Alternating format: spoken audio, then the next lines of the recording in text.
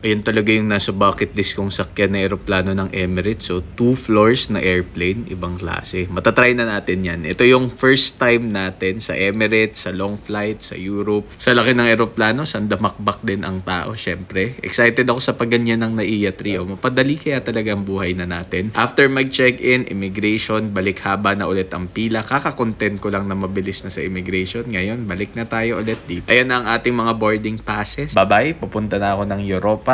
Diyan ang ating seats. Hindi, joke lang. Sa panaginip lang natin mamaya yan. As a normal citizen, hanggang aisle lang tayo. Yan na yung pinaka-best achievement natin. Komportable ba ako?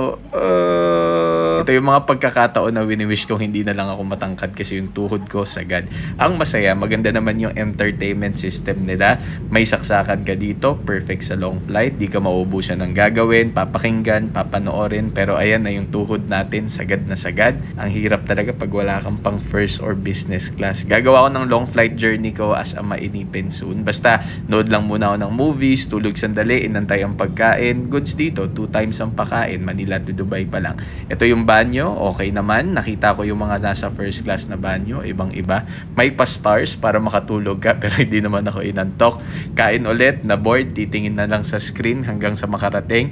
Andyan na yung guide for connecting flight, so mas madali na. Ang saya pala mag-Emirates, no? Fly better talaga. Ang hirap bumalik nito sa budget airlines, pero wala tayong flood control projects, kaya wala pang business class lagi. As a matinong normal citizen na walang private jet, antay lang tayo ng connecting flight natin. Ang bilis lang. Di nakakalito, lalo na siguro if same airlines lang.